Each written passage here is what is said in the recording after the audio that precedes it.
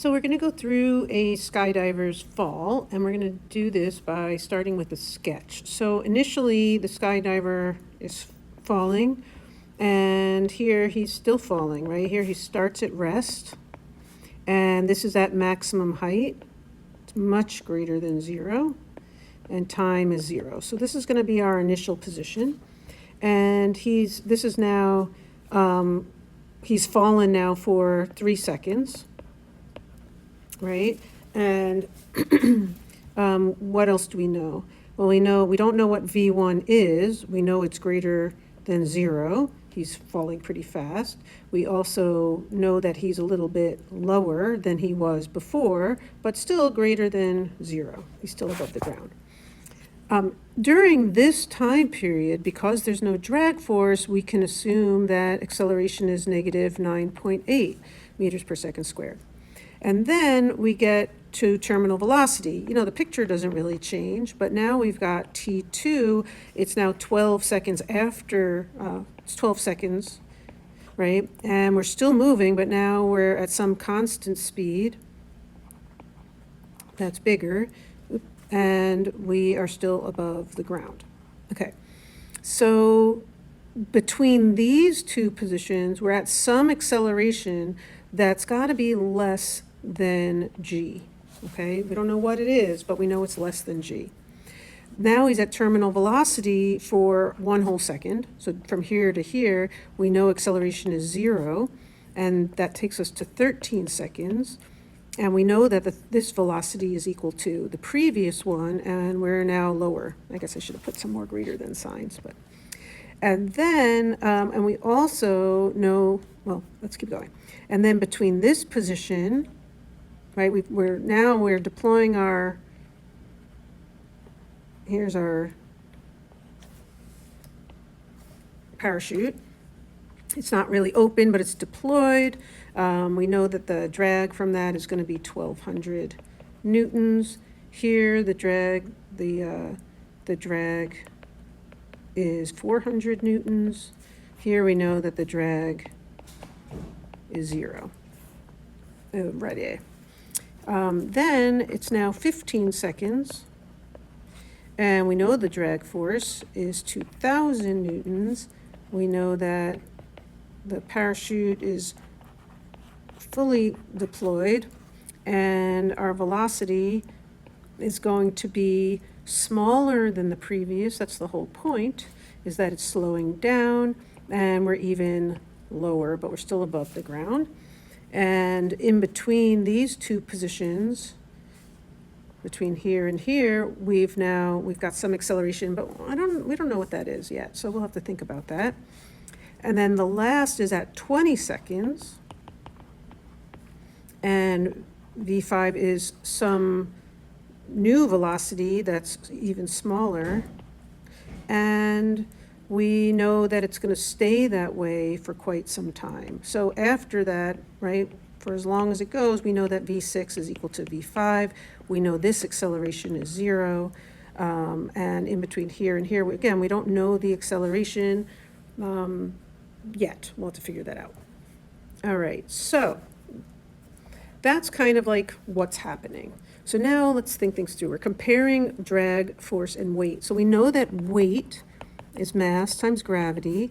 The mass is 100 kilograms times 9.8 is 980 newtons. So here, since F drag is 0, then weight is greater than the drag force. Let me do that in a different color so we can see that a little bit more. So drag is going to be less than gravity. Here it's 400, so again, it's less than gravity. In this case, we know that you're at terminal velocity, therefore those must be equal by definition. Here drag is 1,200, so now it's greater than gravity. Here it's also greater than gravity. But now we're at a new terminal velocity, they must be equal again. All right, good to think through. So the free body diagram is the same in every case. So I'm just going to draw a circle for the person. We've got F drag and FG. What's going to happen here is that in this case, there is no drag force, right? So I'm gonna erase that. So this goes away. In this case, the drag force is actually pretty darn small, so I'm gonna make this arrow smaller. So for the next one, they have to be equal in size. So the drag force should be the same size as gravity. Here, the drag force is going to be bigger than that of gravity. Here, it's going to be even bigger. And here it is the same size again. Okay, that's our free body diagram. So when I'm doing my net force equation, the only force here is Fg, and Fg is mg, so you can see that acceleration is negative g. And so the direction of acceleration is definitely points downward, right, because it's negative. And it is, and it's 9.8, we know that value. For here, the net force is also negative, so it has to point downward. All right, so now when we do the next one, we're going to do Fd minus Fg equals ma. So this is 400 minus 980 equals 100a. So this is what, negative 580. So negative 5.8 meters per second squared is a. So we know now that the acceleration, we have a new value. And it's negative, so it points downward. And now what just happened? It decreased. And whatever acceleration is doing, net force must be doing also. So you can really write the same thing. Net force is down, and it's decreasing. That has to be the same as acceleration. That's Newton's second law. And like the next one is where they're equal to each other. So in this case, we've got Fd minus Fg equals ma. We know acceleration is 0 because that's what it is.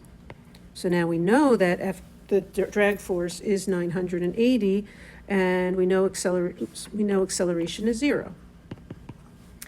Between here and here, it decreased again. And for a moment, it's just 0. There's no change happening right here. It's neither positive nor negative, so this must be the same as well. It's decreasing, but net force equals 0. Okay, then the parachute deploys. So same equation, Fd minus Fg equals ma. We know this is 1200. We know this is 980. So you get 220. So you get 2.2 equals acceleration. So now we have that. Notice it's positive.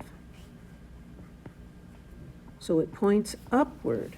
So now it's increasing. Right? We went from 0 to 2.2. That means that net force must also increase and must also point up in the positive direction. It has to do whatever acceleration is doing. Same equation, because it's the same two forces, but now this is 2,000.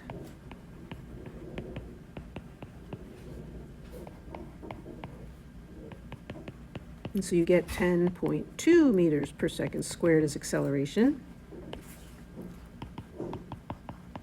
And again, it's a positive number, so it must be pointing up. And now it's still getting bigger. Okay, once it's gotten to this number, once it's maximized its drag force, because the parachute is fully opened, what happens now is that it decreases again until it reaches terminal velocity. So we're not going to step through that, but as the parachute gets full of air, there's less and less change, so it evens out, and you end up with your drag force being equal again to the weight, which probably is a little bit more because now you have to add in the mass of the parachute, but that's fine. So again, acceleration is 0. We've just decreased from positive 10.2 down to 0, and same thing here. It would decrease your net force. Okay, so then it just stays that way for the rest of the time. Okay, so now we've thought through all of that. Let's go back up and find velocity. Oh, I had all this room for calculations and I didn't use it. But anyway, I squished it all in these boxes. So now we have to find velocity. So to find velocity, we need our initial velocity, our time, our acceleration, and and we want to find the v final. So in every case, we're going to do this. So this is going to be v1, this is v0, right? Our initial here, we called 0, then we called 1. So we're finding the velocity after it's done this. So we took how many seconds? It went from 0 down to 3 seconds. So it was falling for 3 seconds.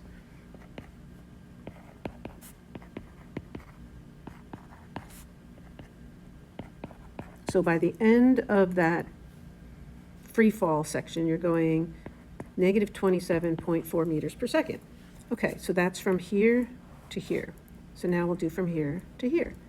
V2 is what we're looking for. V1 we just calculated. The time to get from 3 to 12, that's 9 seconds.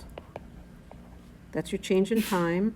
And the acceleration, we calculated 5.8 meters per second squared. So we'll do this again. V2 equals V1 plus AT.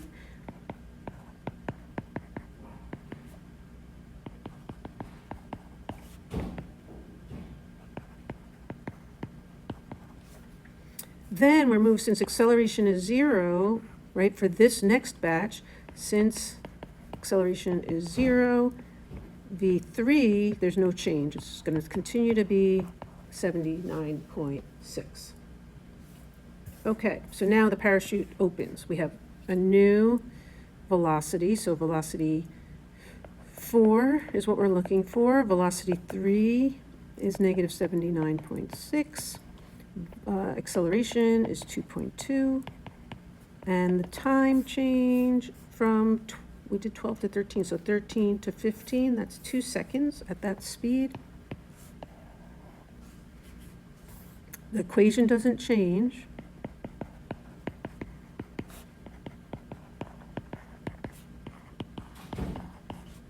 This comes out to be negative 75.2 meters per second. Okay, now it opens up fully.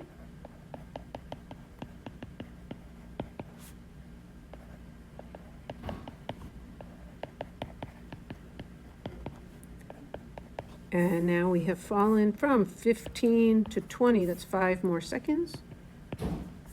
So during those 5 seconds, we're reducing our velocity. Oops.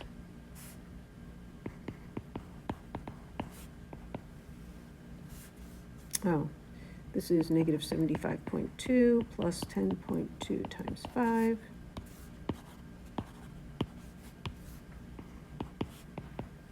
This is 24.2 meters per second, negative, because it's still moving down. And then, since acceleration is 0 again, the velocity 5 and 6, right, because constant velocity.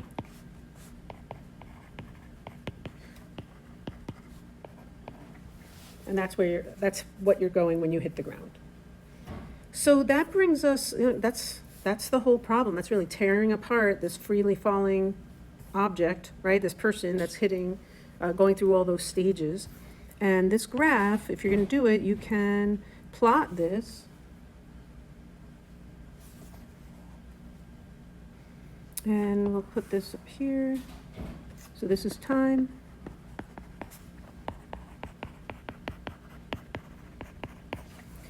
And if we do this in, let's see, 1, 2, 3, 4, 5, 6, 7, 8, 9, 10.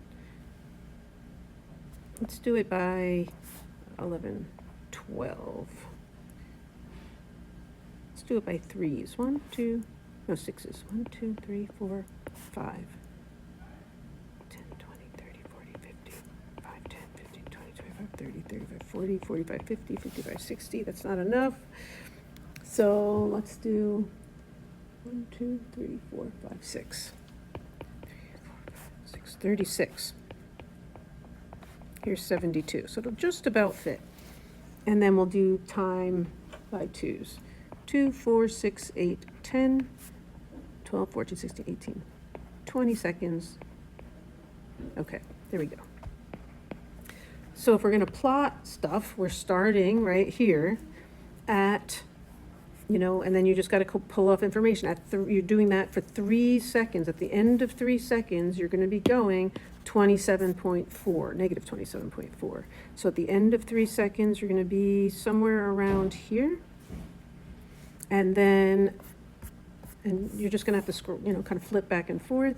At the end of another 9 seconds, right at the 12-second mark, you're at almost negative 80. So at 12 seconds, we're at 80, and then you stay at 80 for a little bit per second. All right, from 12 to 13, and then by 15 seconds, you're moving at 24. So 15 seconds is here, and we're at 24-ish. And then by 20 seconds, you're still going. Right, you're still going at 24. And then you stay like that. Right, did I do that right? Oh, I forgot the 75, sorry. This is 75. And then you're down here, and then you stay like that. So what it's gonna look like is, here's your free fall, this can be straight.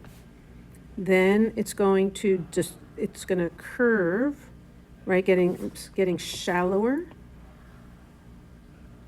until you get horizontal there. There's your terminal velocity. Then this, right, you have a pretty big, you have a smaller acceleration, and here it's going to be a big acceleration as it then goes down to 0, right? This is terminal velocity. This one's terminal velocity without the parachute. This is with parachute, all of that. Okay, so that's how you would make your velocity time graph.